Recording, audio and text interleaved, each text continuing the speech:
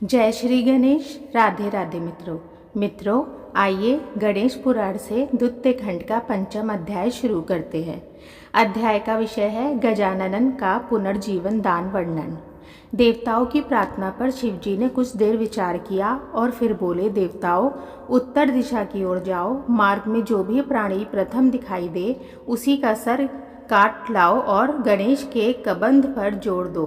पहले उस कबंध को स्वच्छ करके उसका पूजन करो और फिर काट कर लाए गए सिर को तुरंत ही कबंध पर रख दो। इस कार्य में उस समय विलंब नहीं होना चाहिए। शिवजी के आदेशानुसार देवताओं ने पार्वती पुत्र के कबंध को भली प्रकार धोया और फिर पोंछकर उसका पूजन किया। तदुपरांत उत्तर दिशा की ओर चल दिए। मार्ग में सर्वप्रथम एक दांत का हाथी मिला। उन्होंने उसका सिर काटा और गणेश के कबंध पर रख दिया। फिर उन्होंने शिवजी से निवेदन किया, त्रिपुरारी, हमने शिवापुत्र के कबंध पर हाथी का मस्तक रख दिया है। अब उसे प्राण प्रदान करने का कार्य ब्रह्मा, विष्णु और आपको करना है।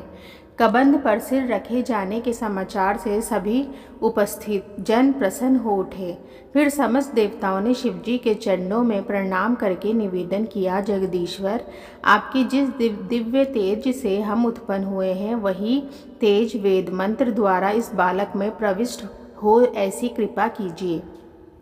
शिवजी ने स्वीकारोक्ति की तथा समस्त देवताओं ने वेद मंत्रों के द्वारा जल को अभिमंत्रित कर उससे बालक को अभिसिंचित कर किया। उस जल का स्पर्श पाते ही बालक में चेतना लौटने लगी और वह कुछ ही क्षणों में जीवित हो गया। जैसे कोई व्यक्ति सोते से जाग जाता है वैसे ही उसने नेत्र खोल दिए। अब उस अत्यंत सुंदर बालक का मुख हाथी के समान हो गया। शरीर का वर्ण लाल तथा मुखमंडल पर अत्यंत उल्लास दिखाई देता था। उसकी आकृति कमनीय थी। इस प्रकार शिवापुत्र को पुनर्जीवित हुआ देखकर समस्त देवता और शिवगण अत्यंत प्रसन्न हो रहे थे। सभी को विश्वास हो गया कि अब विश्व का संकट दूर हो जाएगा। कुछ देवता भगवती उमा के पास दौड़ गए।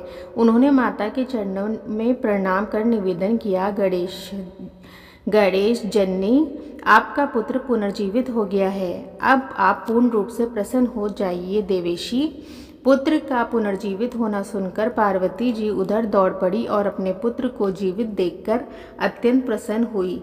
उन्होंने पुत्र को दोनों हाथों से पकड़ लिया, अपनी गोद में लिया और हृदय से चिपका लिया। उधर भगवान शिव भी अत्यंत प्रसन्न हो रहे थे। हर्षातिरेक के कारण उनके नेत्र मूंदे जा रहे थे। मित्रों, इस प्रकार गणेश पुराण से द्वितीय खंड का पंचम अध्याय यहीं पर रोकते हैं। आगे का अध्याय अगले वीडियो में जारी करेंगे। तब तक के लिए राधे राधे।